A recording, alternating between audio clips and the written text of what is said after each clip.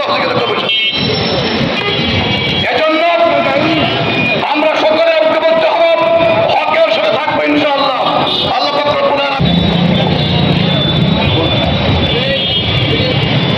এই রাস্তার মাঝখানে মোড়ের উপরে যে ব্যানারটা, মোড়ের পূর্ব দিকে মোড়ের উপরে যে ব্যানারটা ধরিয়ে রেখেছেন, ওটা আপনারা এই দক্ষিণ দিকে নিয়ে আসেন।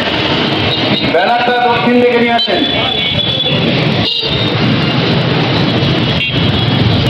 সংগ্রামী তৌহিদি জনতা, আজকের এই মানববন্ধন ডিসি মহোদয়